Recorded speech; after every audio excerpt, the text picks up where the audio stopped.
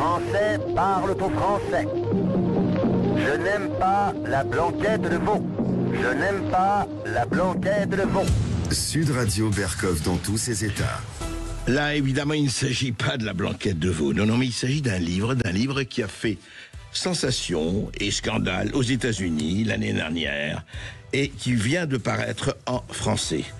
Et il s'appelle Pfizer Papers. Vous allez me dire, c'est un titre américain. Oui, mais vous savez, ça rappelle toutes les révélations, notamment les Pentagon Papers, etc., sur un certain nombre de faits cachés qui avaient fait effectivement scandale et sensation aux États-Unis et ailleurs. Et c'est dû à Naomi Wolf. Naomi Wolf est essayiste américaine. Elle s'est appuyée sur une enquête très approfondie sur les documents internes de Pfizer, et elle dit, alors évidemment c'est la responsabilité de Naomi Wolf, enfin elle dit, ce qui s'est passé avec Pfizer, c'est le plus grand crime contre l'humanité de l'histoire.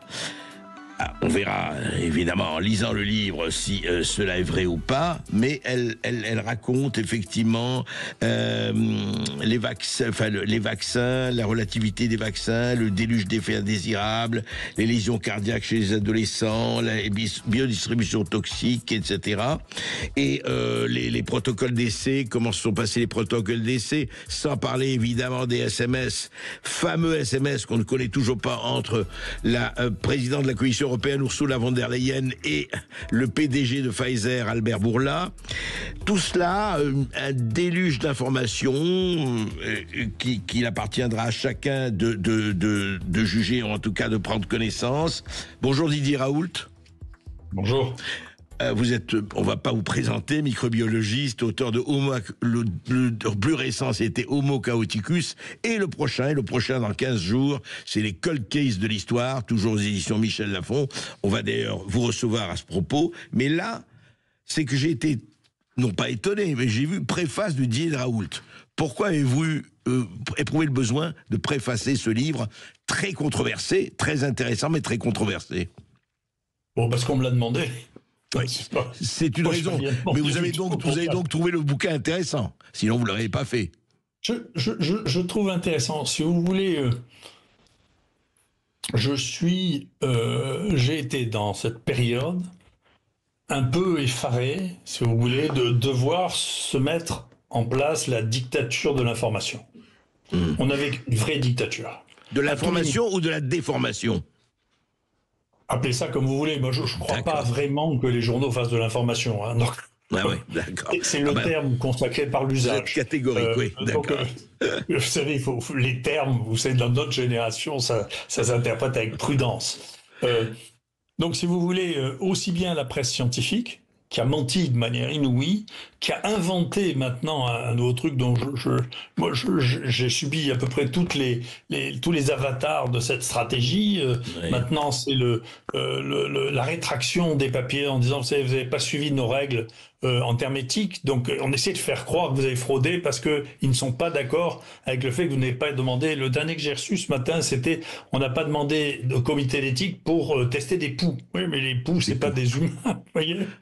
C'est assez... Non, ce qui est utilisé, et du coup, ça noie, si vous voulez, la rétraction du plus gros scandale de publication de ces 10 dernières années, qui est le Lancet Gate, qui est noyé au milieu de milliers de rétractions qui n'ont strictement aucun sens, sauf une interprétation. Et donc récemment, d'ailleurs, un sénateur a posé la question au ministre, savoir est-ce que vous trouvez normal que le groupe Nature, qui reçoit des financements institutionnels de l'État français, déclare qu'il n'a rien à foutre de la loi française et qu'il considère que ces lois d'éthique sont supérieures à celles de la loi française et que donc il peut rétracter des papiers qui sont en parfait accord avec la loi française. Donc on est arrivé à un truc, c'est quoi que vous pensiez, nous avons raison. Ah oui, c'est ça. Et donc il y a un mélange. Et donc toute cette histoire ne peut se comprendre que si on remonte un peu en avant. Moi, je l'ai dit plusieurs fois, j'avais écrit au conseiller de Bill Gates que je connaissais, que Bill Gates devenait cinglé, qu'en 2017, il disait on peut faire un vaccin en 3 mois. Maintenant, il dit il faudrait faire en 1 mois et demi. Il est fou. C'est-à-dire qu'il s'occupe de choses qu'il ne comprend pas. Vous savez, c'est pas un jeu vidéo, la médecine. Pour pouvoir voir des effets secondaires, vous pouvez pas voir ça en 3 mois. C'est pas possible. Il faut 2 ans. Minimum. D'accord. Donc, à partir du moment où vous partez, donc, D'abord, vous amplifiez une chose monstrueusement plutôt que d'examiner, c'est-à-dire de prendre la mesure réelle du risque. Qui risque quoi? Qu'est-ce qu'on doit faire? Ouais. Comment se présentent les malades? Est-ce qu'il faut leur donner de l'oxygène? Est-ce qu'il faut leur donner des anticoagulants? Parce que personne ne regardait. On était les seuls à regarder ça. Comment on met en place les tests? Qu'est-ce qu'on peut utiliser comme molécules qui existent déjà? Voilà, tout ça, c'est de la médecine. Au lieu de ça, on joue aux jeux vidéo en disant, voilà, c'est une catastrophe, c'est la prochaine guerre mondiale, ça tue plus que tout ce que vous voulez, il faut trouver n'importe quelle solution tout de suite, les médicaments marcheront jamais, il faut juste mettre des milliards pour avoir un vaccin qu'on va expédier en 3 mois. Et bien entendu, comme ça ne peut pas marcher parce que les humains ne sont pas des jouets électroniques, si vous voulez. Des Playmobil, on se rend compte que les virus ne vous obéissent pas, ils changent, ils font un peu ce qu'ils veulent, ils vont, ils viennent. En France, personne ne veut en parler, mais enfin, l'épidémie la plus grave est sortie de l'élevage de visons d'Eure-et-Loir. Hein. C'est ça qui a le plus tué, hein. C'est pas ce qui est venu du Han. Hein. Mais ça, la France ne s'était pas du tout préoccupée de ces élevages de visons, alors qu'on savait en Hollande et au Danemark qu'il y avait des dizaines de cas qui venaient des élevages. Donc tout ça n'est pas sérieux. C'est devenu un jeu vidéo qui est lié à la puissance du monde digital. Je rappelle souvent ça, la version de Baudrillard qui a donné Matrix. On est dans Matrix. Ouais. On est dans un monde qui n'existe pas et donc qui répète, et les gens finissent par croire plus le monde digital que le monde de la réalité. Sauf à Marseille, par exemple. Moi, à Marseille, les gens sont sidérés. Et quand je me balade dans la rue, tout le monde me salue, me dit merci, si vous voulez. Alors, il y a la télévision. Et il y avait un journaliste du Washington Post qui était venu pour faire une enquête. Et il disait, je suis sidéré parce que l'administration me dit une chose, mais les gens, dans le bus, dans le truc, ils me disent Soutra, c'est merveilleux. Donc, vous voyez, la réalité, la différence entre la réalité et l'hyper-réalité de Baudrillard, c'est ça.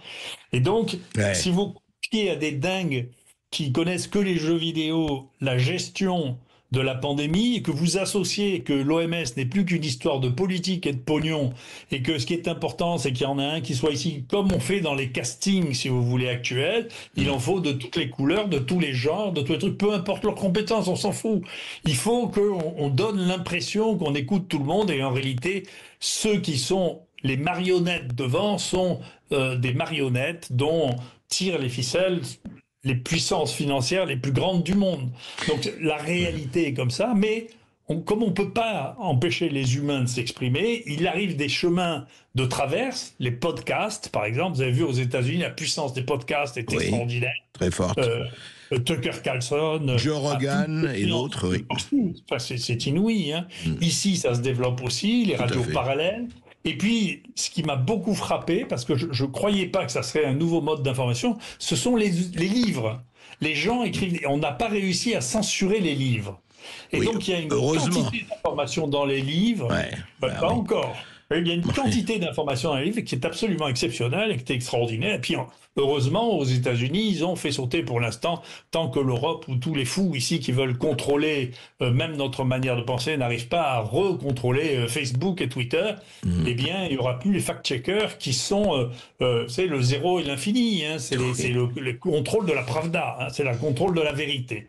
Donc ce que vous disiez, Didier Raoult, ce narratif-là, il est raconté effectivement dans ce livre, mais ce qui est extraordinaire, c'est que ce que vous avez vécu, ce qu'on a tous vécu, c'est l'abîme, la différence abyssale entre le réel et ce narratif. Alors, pour des raisons économiques, pour des raisons effectivement de doxa, etc., c'est vrai que l'affaire du Covid a été une histoire incroyable. Vous parlez du Lancet, mais il y a eu 10 autres Lancet.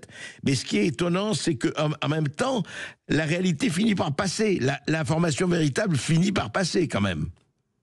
Oui, mais vous savez, comme les récits de la Colima ont fini par décrire ce qu'était le paradis de Staline, soviétique, quand même. Donc, à la fin, on le sait, quand même, si vous voulez. Donc, tout ça finit par sortir, émerger, si vous voulez, pour ceux qui veulent bien le lire et le savoir. Je ne sais pas si les gens seront capables de faire face à une situation aussi stupide que celle-là, s'ils seront capables de revenir. Vous savez, j'écrivais ça, moi, en 2002, qu'il fallait avoir des centres de diagnostic et de traitement si on craignait les épidémies. États-Unis, et pas de pousser des hurlements en disant un vaccin en 3 mois. Donc, si vous voulez, c'était la différence entre un praticien, je crois que j'étais le praticien le plus expérimenté de ce pays dans le domaine des maladies infectieuses, et un type qui avait fait fortune dans Microsoft. Vous voyez, on ne fait pas le même métier. D'ailleurs, moi, je n'ai pas fait fortune, j'ai fait que perdre de l'argent dans ce truc-là. Vous voyez, j'ai tout perdu.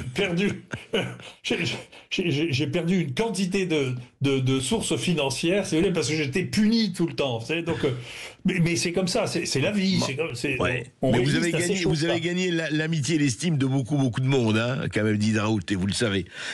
Mais dites-moi aujourd'hui, parce que moi, ce qui m'a frappé quand même quelque chose, j'ai retrouvé, et vous le savez comme moi, mais ça m'a frappé quand même au niveau bon sens. J'ai retrouvé la liste des milliards, les milliards de dollars qu'a dû payer Pfizer avant le Covid, depuis des années et des années, pour ces tromperies, alors je veux pas accuser Pfizer dans son ensemble, il y a peut-être d'autres laboratoires, enfin, toutes ces listes incroyables, je cite par exemple, passif judiciaire de Pfizer, uniquement amende supérieure à 30 millions de dollars. Depuis l'an 2000, il y a un total, je dis bien, amende supérieure à 30 millions de dollars délivrée par donc les autorités américaines, de justice. Ils ont payé 6,17 milliards de dollars d'amende entre 2000 et 2019. Et malgré ça, tout va bien, tout continue dans le meilleur des mondes. Non mais, globalement, ils s'en fichent. Globalement, il y a deux choses qu'il faut comprendre. La première, si vous regardez les deux premières années du vaccin de Pfizer, c'est 220 milliards. 200 milliards. Vous pouvez leur mettre 6 milliards d'amende, ils s'en foutent. Ouais. Deuxièmement, personne ne va en prison. Troisièmement, il y a une loi qui a été faite en 2005 qui protège les gens qui font les vaccins de toutes les poursuites. Quand vous faites un vaccin, vous ne pouvez pas être poursuivi. Ah bon? D'accord. Ah bon, c'est comme ça, aux États-Unis. Aux États-Unis, oui, enfin, c'est pas mal, oui, d'accord. AstraZeneca, ils ont arrêté au moment où un de vos collègues disait tous les vaccins sont merveilleux et un ministre disait il n'y a pas d'accident, ils ont arrêté parce que en Angleterre, ils les attaquent en revanche et là, ils ont voulu arrêter parce que ça coûtait trop cher AstraZeneca, vous voyez, c'était trop clair. Donc, globalement, l'Oxycontin, on a estimé que c'était 500 000 morts. Et on ne sait pas comment va passer un jour l'idée que les gens qui dirigent ça, c'est pas des bienfaiteurs, mais pas plus que Bill Gates. Bill Gates, il a doublé sa fortune depuis qu'il fait de la philanthropie. La philanthropie comme ça, je reconnais que moi, je l'admire pour sa manière de gagner de l'argent avec tout. Hein. Moi, je ne sais pas le faire. Hein. J'ai gagné mon salaire un peu à côté, de manière minimale. Mais je ne vais pas devenir milliardaire. C'est un autre métier. Vous voyez, donc, mais lui, il devrait laisser le métier de faire le docteur au docteur et puis de continuer à faire les milliards en roulant les gens dans la farine et le fisc américain en faisant croire qu'il fait de la philanthropie, c'est son problème. On a un vrai problème, c'est qu'il y a une intox qui fait croire que l'industrie pharmaceutique fait ça pour nous et elle fait ça pour gagner de l'argent. Donc le jour, vous avez qu'à analyser le CV du patron de Pfizer, de celui de Merck. Si vous analysez le PV, pareil, du patron de Elsevier ou de Nature, vous comprendrez que ces gens ne sont pas des bienfaiteurs, c'est des fricards. Et ils sont jugés sur des résultats à 6 mois. Donc, il faut pas rêver. Donc, au bout d'un moment, il faut savoir quel est le métier de qui dedans. Moi, je me suis retrouvé sidéré d'être moi le méchant. Je fais que soigner. Jamais personne n'a porté plainte contre moi parce que je l'avais mal soigné. Jamais personne n'est mort parce que je l'avais mal soigné. Ça n'est pas arrivé en près de 50 ans de pratique médicale. D'accord ? Dites, et il y a des gens, si c'est Merck avec le Vioxx, 50 000 morts, si c'est l'Oxycontin, pour la première fois aux États-Unis, il va se passer quelque chose de remarquable. Oxycontin a été condamné à 6 milliards de dédommagement pour la plainte des gens à qui on a fait croire que l'Oxycontin n'était pas addictif. En réalité, au bout de 7 jours d'Oxycontin, vous êtes drogué à la morphine et vous avez une addiction. D'accord ? Il y a eu 500 000 morts avec ça. Et donc, ils ont fait un arrangement à 6 milliards et pour une fois, pour la première fois, la Cour suprême a refusé l'arrangement parce qu'il n'y avait pas de peine de prison. Ah oui. Parce qu'ils ont corrompu tout le monde médical, des médecins de la douleur, tout le monde entier a reçu de l'argent, a eu des congrès organisés, comme avec les médicaments du sida qui ont fait Gilead, si vous voulez, comme Gilead, avec... Oui. Il y a un niveau, nous avons accepté un niveau de corruption avec l'industrie pharmaceutique en disant c'est bon tout ça, qui est un des éléments majeurs, mais je suis content parce que Kennedy a décidé de commencer à faire la lutte contre ça. Oui, là, Il commence à attaquer le New England, il commence à attaquer l'industrie pharmaceutique, c'est bien, il faut bien que quelqu'un s'en occupe à un moment. Est-ce que vous pensez qu'en France, on risque d'avoir de quelqu'un qui s'en occupe, comme le ferait Robert Kennedy Jr. aux États-Unis? Vous savez, je prédis jamais rien du tout, mais vous savez, la France a plus de politique depuis bien longtemps, elle a l'habitude de suivre les États-Unis, elle la suivra probablement pour ça aussi. En tout cas, on peut l'espérer. Quand ils font des choses intelligentes, on peut espérer qu'ils les suivent. Quand ils font des bêtises, ils les suivent. Alors quand ils font des choses intelligentes, espérons qu'ils les suivent pour du positif. Merci Didier Raoult. On se retrouvera d'ici 15 jours pour Cold Case. Alors les Cold Case de l'histoire, c'est vraiment très intéressant, les grands mystères de la microbiologie notamment. Et puis on peut se dire que quand même on aimerait bien peut-être que il y ait un tout petit peu moins de corruption dans ce monde de la santé, parce que effectivement il y a des vies qui sont en jeu, et vous avez cité un certain nombre de morts, de centaines de milliers de morts. Il est temps peut-être que ça diminue, sinon ça s'arrête. Merci beaucoup. Merci. Sud Radio.